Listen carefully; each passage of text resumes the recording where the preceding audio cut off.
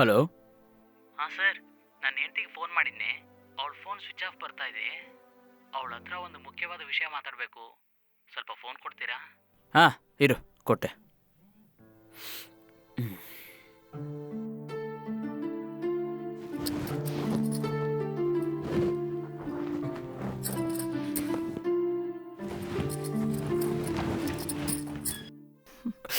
ಅಯ್ಯೋ, ಸಾರಿ. ನಿಮ್ಮ ಯಜಮಾನ್ರಿಗೆ ಮಾತ್ರ ಮಾತಾಡಬೇಕು ಅಂದರು. ತಗೊಳ್ಳಿ. ಹಲೋ. ಹಾಂ, ನಾನೇ ಅಮ್ಮ. ಹಾಂ, ಏನು ಹೇಳಿ. ಏನಿಲ್ಲ, ಬಿರಿಯಾನಿ ಮಸಾಲ ಇದೆಯಾ ಇಲ್ಲ ತಗೋಬೇಕಾ? ಇದೆ ಅಂತ ಅನ್ಕೊಳ್ತೀನಿ. ಯಾವುದಕ್ಕೂ ಒಂದು ತಗೊಂಡು ಬಂದ್ಬಿಡಿ. ಸರಿ, ನಾನು ತಗೊಂಬರ್ತೀನಿ.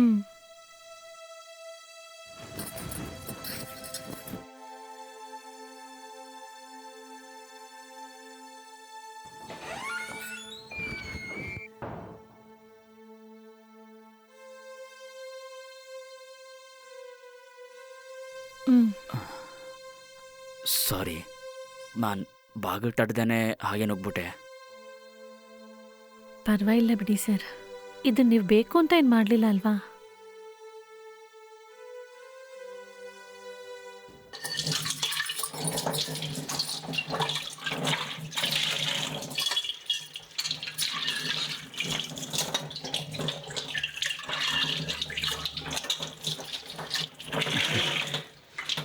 ಚಿನ್ನ, ಎಲ್ಲ ತಗೊಂಬಂದಿನಿ. ಇದರಲ್ಲಿ ಚಿಕನ್ನು, ನೀನು ಕೇಳಿರೋ ಮಸಾಲ ಎಲ್ಲಾನು ಇದೆ. ಸರಿ ರೀ. ನಮ್ಮ ಸರಿಗೆ ಚಿಕನ್ ಬಿರಿಯಾನಿ ಅಂದರೆ ತುಂಬಾನೇ ಇಷ್ಟ. ನೀನು ಇವತ್ತು ಮಾಡೋ ಬಿರಿಯಾನಿ ತಿಂದ್ಬಿಟ್ಟು ಈ ಥರ ಬಿರಿಯಾನಿ ತಿಂದೇ ಇಲ್ಲ ಅಂತ ನಮ್ಮ ಸರ್ ನಿನ್ನ ಹೊಗಳ್ಬೇಕು, ಸರಿನಾ? ಸರಿ ರೀ, ಎಲ್ಲಾನು ನಾನೇ ನೋಡ್ಕೊಳ್ತೀನಿ ರೀ. ಸರಿ, ಮಾಡು.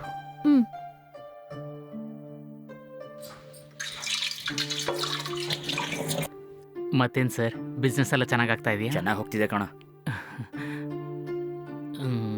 ಸರ್, ನಾನು ಕೆಲಸ ಮಾಡುವಾಗ ನಮ್ಮ ಆಫೀಸಲ್ಲಿ ಮಣಿ ಅಂತ ಒಬ್ರು ಇದ್ರಲ್ವಾ ಸರ್? ಅವ್ರು ಇನ್ನೂ ಇದ್ದಾರಾ ಇಲ್ಲ ಕೆಲಸ ಬಿಟ್ಟು ಹೋದ್ರಾ? ನಿನ್ನ ಕೆಲಸ ಬಿಟ್ಟು ಹೋಗಿ ಸ್ವಲ್ಪ ದಿನದಲ್ಲೇ ಅವರು ಕೆಲಸ ಬಿಟ್ಟು ಹೋಗ್ಬಿಟ್ರು ಕಣ. ಹೌದಾ? ಏನಕ್ಕೆ? ನಿನಗೆ ವಿಷಯನೇ ಗೊತ್ತಿಲ್ವಾ? ನಮ್ಮ ಆಫೀಸಲ್ಲಿ ಕೆಲಸ ಮಾಡ್ತಿದ್ದ ಒಂದು ಹುಡುಗಿನ ಲವ್ ಮಾಡಿ ಓಡೋಗ್ಬಿಟ್ಟಿದ್ದಾನೆ. ಹೌದಾ? ಯಾರನ್ನ ಕರ್ಕೊಂಡೋದ್ರು ಸರ್? ನಮ್ಮ ರಾಜೇಶ್ವರಿನೇ. ರಾಜೇಶ್ವರಿನಾ? ಹಾಂ, ನಮ್ಮ ಅಕೌಂಟೆಂಟ್ ರಾಜೇಶ್ವರಿನಾ? ಹೌದು ಕಣ. ಸರ್, ನಮ್ಮ ಆಫೀಸಲ್ಲಿ ಇಬ್ಬರನ್ನ ನೋಡ್ತಾ ಇದ್ರೆ ಅವರು ಲವರ್ಸ್ ಥರನೇ ಕಾಣ್ತಾ ಇರಲಿಲ್ಲ ಸರ್. ಅವ್ರು ಓಡ್ ಹೋಗಿ 4 ದಿನ ಆದ್ಮೇಲೆ ನನಗೂ ವಿಷಯ ಗೊತ್ತಾಗಿದ್ದು. ಏನೋ ನಡೀತಾ ಇದೆ ಸರ್. ಏನು ಅಂದ್ರೆ ಬಿರಿಯಾನಿ ರೆಡಿ ಆಯ್ತು ರೀ, ಬನ್ನಿ ಊಟ ಮಾಡೋಣ. ಸರಿ ಸರ್, ಬನ್ನಿ ಸರ್, ಊಟ ಮಾಡೋಣ.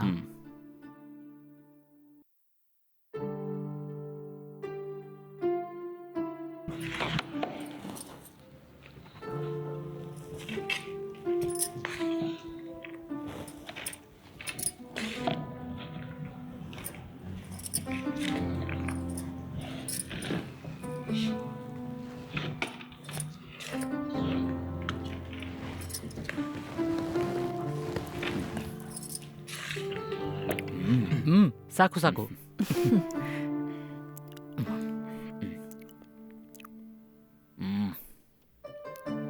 ಬಿರಿಯಾನಿ ಸಕ್ಕ ಟೇಸ್ಟ್ ಇದೆ. ಚಾನ್ಸೇ ಇಲ್ಲ. Thank you sir.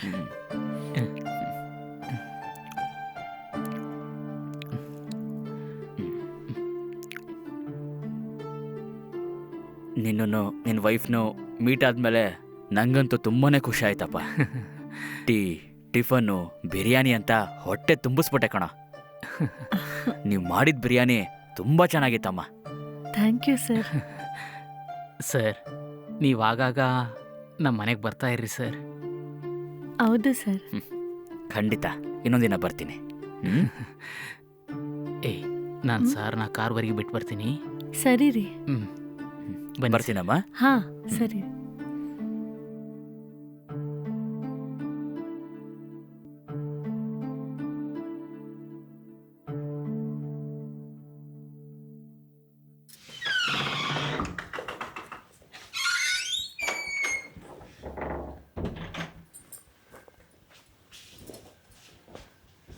ತಗೊಳ್ಳಿ, ಹಾಲು ಕುಡೀರಿ.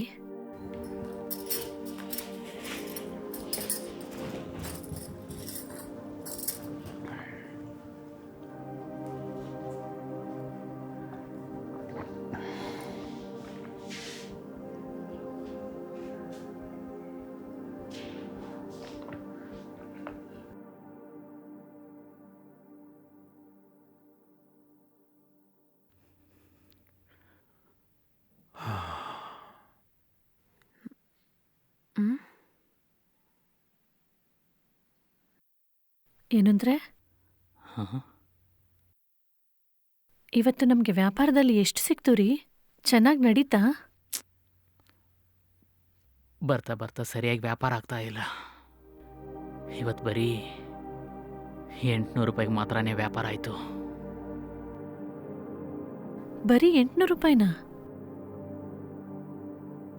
ಈ ಥರನೇ ಆದರೆ ಹೇಗ್ರಿ ಸಂಭಾಳಿಸೋದು? ಈ 800 ರೂಪಾಯಿ ಇಟ್ಕೊಂಡು ನಾವು ಏನೇನು ಅಂತ ತಗೊಳಕ್ಕಾಗುತ್ತೆ ರೀ? ನನ್ನ ಬೇರೆ ಏನು ಮಾಡಕ್ಕೆ ಹೇಳ್ತೀಯ? ನನಗೆ ಬೇರೆ ಏನು ಕೆಲಸ ಗೊತ್ತಿಲ್ಲ. ನನಗೆ ಈ ಹೋಟೆಲ್ ಕೆಲಸ ಮಾತ್ರನೇ ಗೊತ್ತು. ಆಗೋದೆಲ್ಲ ನೋಡ್ತಾ ಇದ್ರೆ ನನಗೇನೋ ಜೀವನ ಪೂರ್ತಿ ಕಷ್ಟಪಡ್ತಾ ಇರ್ತೀವಿ ಅಂತ ಅನಿಸುತ್ತೆ. ಜೀವನದಲ್ಲಿ ಸ್ವಲ್ಪನೂ ಬೆಳೆಯಲ್ಲ ಅನಿಸುತ್ತೆ. ಇದೆಲ್ಲ ಏನಕ್ಕೂ ಆಗೋದಿಲ್ಲ ರೀ. ಎಷ್ಟು ಕಷ್ಟಪಟ್ಟರೂ ಕಮ್ಮಿ ಹಣನೇ ಸಿಗ್ತಾ ಇದೆ. ಇದೇ ಥರ ದಿನ ದಿನ ಕಷ್ಟಪಡ್ತಾ ಇದ್ರೆ ನಾವು ಮುಂದಕ್ಕೆ ಬರೋಕ್ಕೆ ಆಗೋದಿಲ್ಲ ರೀ. ಎಲ್ಲರ ಥರ ಮನೆ ಒಡವೆ ಆಸ್ತಿ ಅಂತ ಜೀವನದಲ್ಲಿ ನಾವು ಸೆಟ್ಲೇ ಆಗೋದಿಲ್ವೇನೋ ಅನಿಸ್ತಿದೆ. ನಾನು ಅದಕ್ಕೆ ಪ್ರಯತ್ನ ಮಾಡ್ತಾ ಇದ್ದೀನಿ.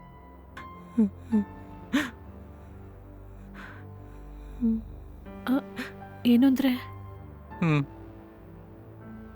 ನಿಮ್ಮ ಹಳೆ ಬಾಸ್ ಇದ್ದಾರಲ್ಲ, ಹಾಂ, ಅವರು ಹೇಗೆ ಮನುಷ್ಯ? ಅವರು ತುಂಬ ಒಳ್ಳೆಯವರು, ತುಂಬ ಅಮಾಯಕ ವ್ಯಕ್ತಿ.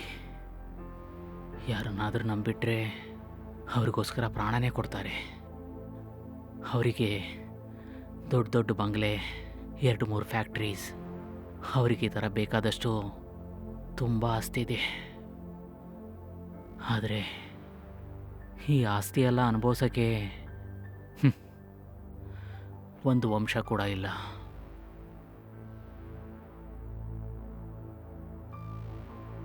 ಏನಂದ್ರೆ ಅವ್ರಿಗಿರೋ ಆಸ್ತಿಯಲ್ಲಿ ಒಂದು ಅರ್ಧ ಸಿಕ್ಕಿದ್ರೂ ನಮ್ಮ ಲೈಫು ಸೆಟ್ಲ್ ಆಗೋಗುತ್ತೆ ಅಲ್ವಾ? ಹಾಂ, ಏನೇ ಹೇಳ್ತಾ ಇದೆಯಾ? ಹೇಗೆ? ಆ ವಿಷಯ ಎಲ್ಲ ನಾನು ನೋಡ್ಕೊಳ್ತೀನಿ. ನನ್ನ ಹತ್ರ ಅದಕ್ಕೊಂದು ಪ್ಲ್ಯಾನ್ ಇದೆ. ನೀವು ಮಾತ್ರ ನಾನು ಹೇಳ್ದಂಗೆ ಕೇಳಿದ್ರೆ ಅವ್ರ ಆಸ್ತಿಯಲ್ಲಿ ಅರ್ಧ ನಮ್ಮದಾಗತ್ತೆ ರೀ. ಅದಾದ್ಮೇಲೆ ನಾವು ನೆಮ್ಮದಿಯಾಗಿರ್ಬೋದು.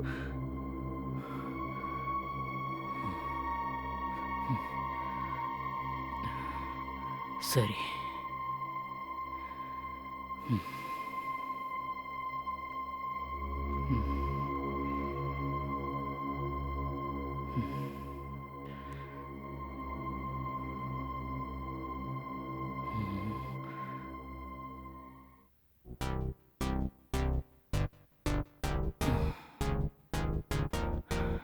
ಸರಿ, ಅದೆಲ್ಲ ಬಿಡು.